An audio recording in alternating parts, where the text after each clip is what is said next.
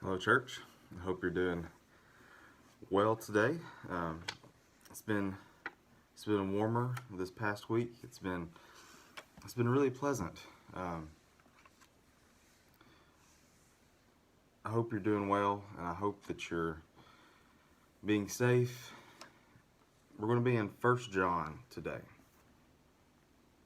First John, specifically First John chapter 2, and even more specific than that.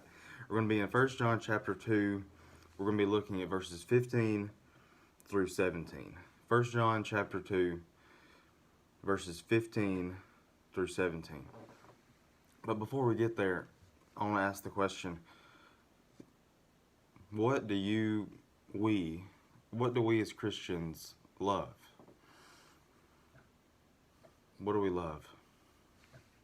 And the obvious answers to that would be we love God, and we love Jesus, and we love our church family, and we love everyone as Christians. But thinking about the Christians that I know, sometimes our answers are, well, we love the area that we live in, or we love the house that we live in, or we love the car that we drive. We love the people that we hang around with. We love our coworkers. We love our jobs, and we love where we work at. And these are goals of people, that we love where we live, we love what we drive, we love where we work, we love what we do. Go with me to 1 John chapter 2, starting in verse 15. Do not love the world or the things in the world.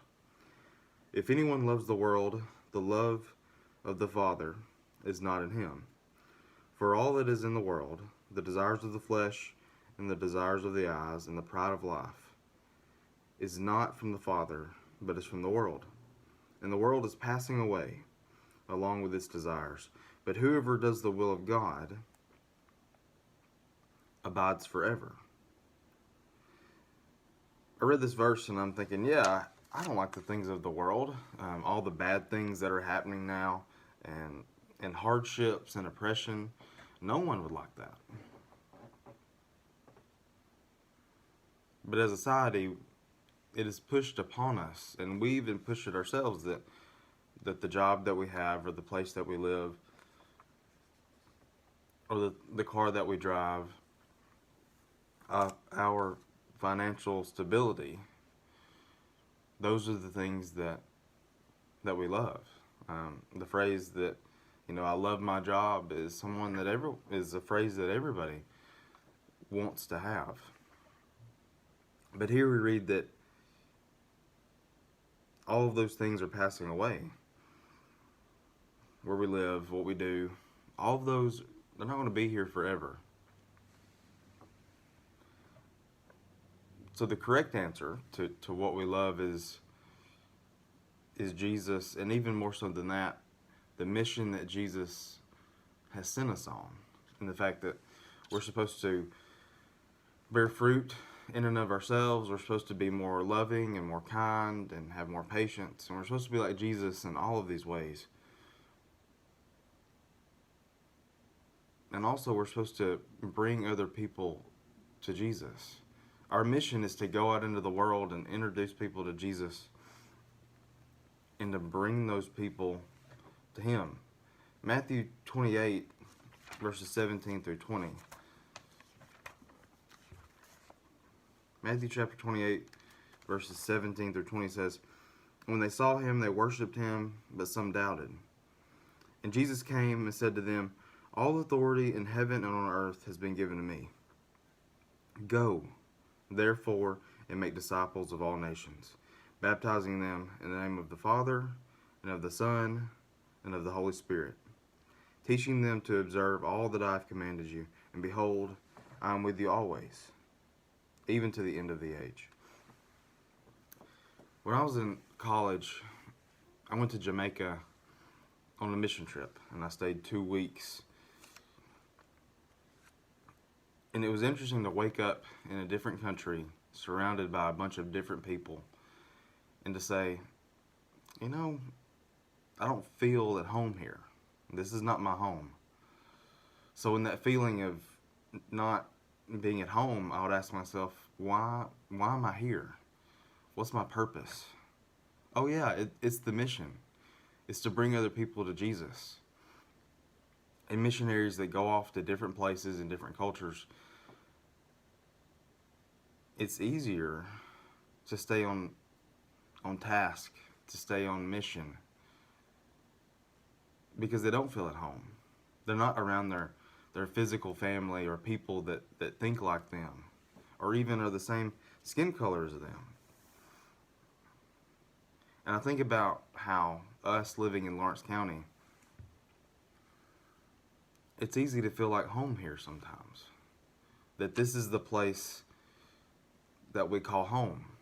And from that we look for houses to buy and nice places to live. And we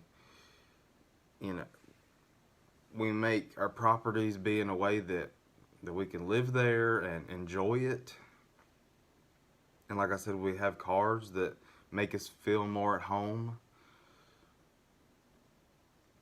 It's easy to feel at home here in Lawrence County.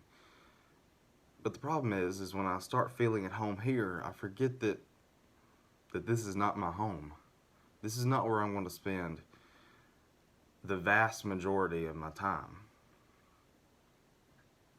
And I think sometimes we start feeling at home and we lose the mission, or we lose the mindset that we have a mission and that we have a goal and we have a purpose that is way bigger than ourselves, and it's way bigger than the things that we can see around us.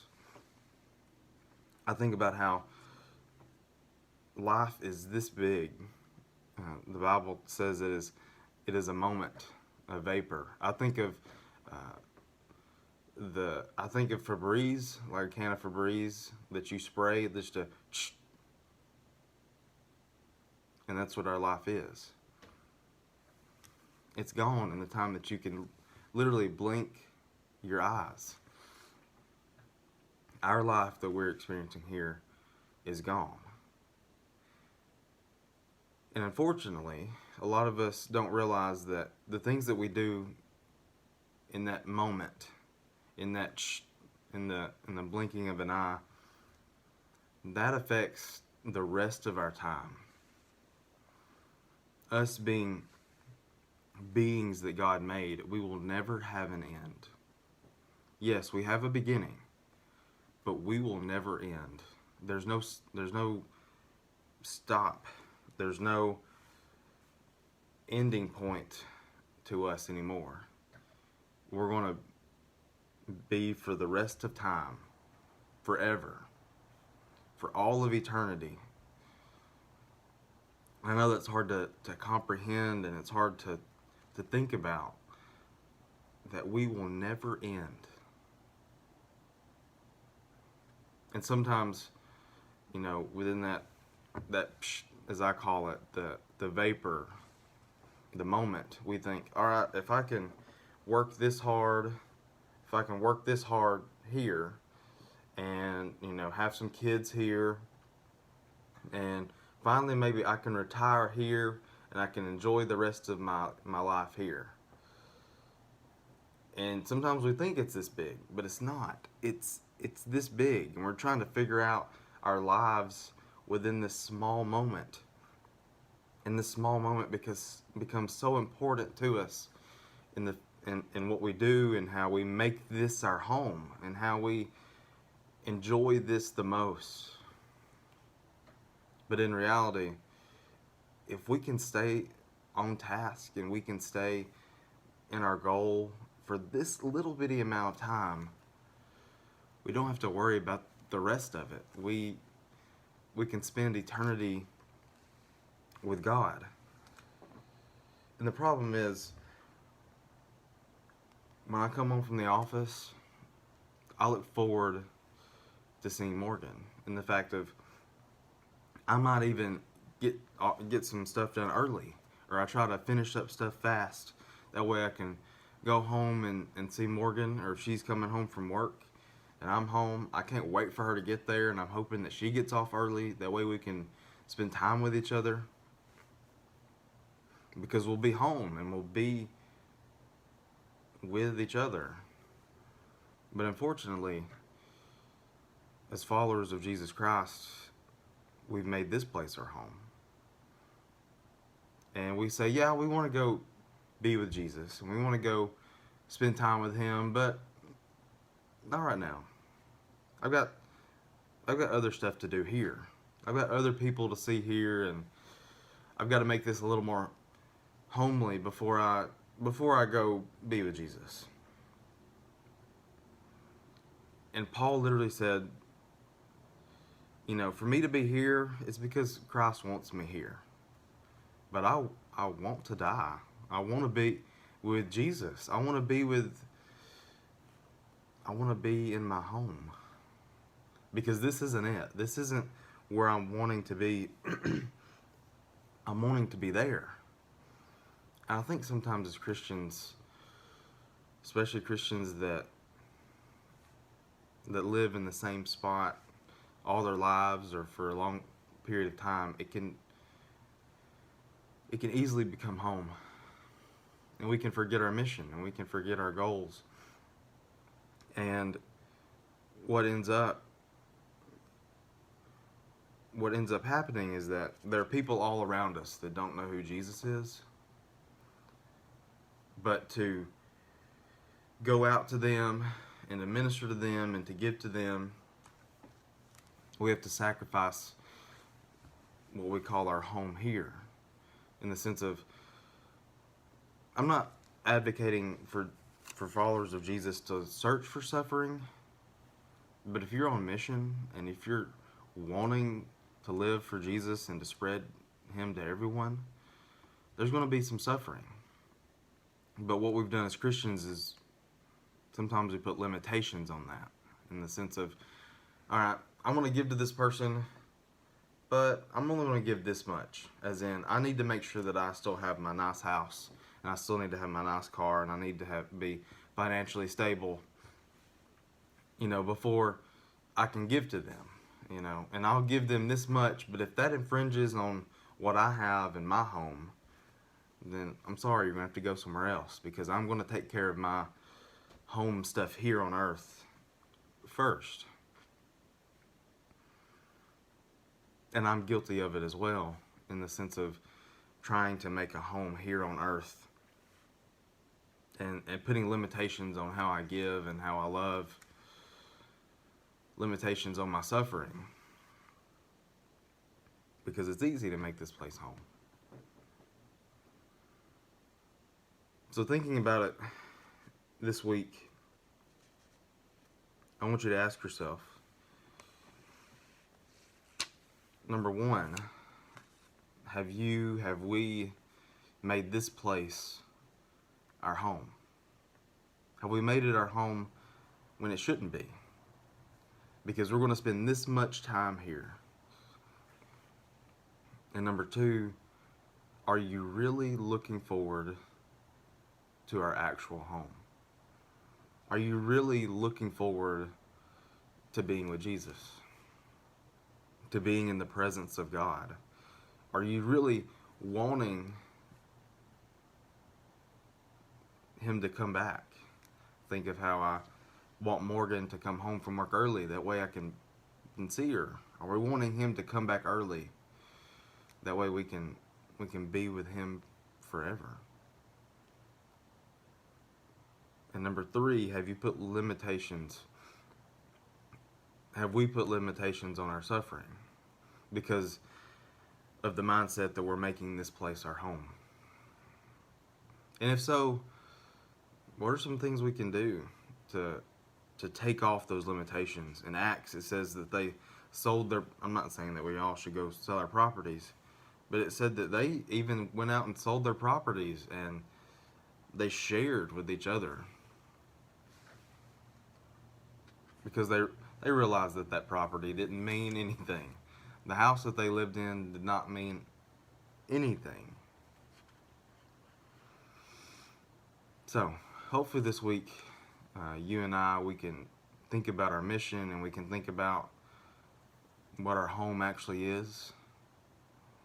And we can think about the limitations we put on our suffering because we think this place is our home. It's my hope that you think about those things. If you're not a Christian, then this is the best that it gets. If you're not a Christian, you better be working on making this the best home that you can have, because once eternity comes, once you lose this moment, it's not going to be good. I think about people who aren't Christians. This is the best life that they will ever experience. And the fact of once they leave this earth and they go to hell, it's not going to be enjoyable. Maybe you are a Christian, but you've lost your focus and you've not been on mission. And I hope that you do, and I hope that you come back to looking forward to Jesus coming back. That you look forward to giving this life, this physical life up to go be with Him forever. If you need anything, I pray that you call me or Rodney or Marie or the elders.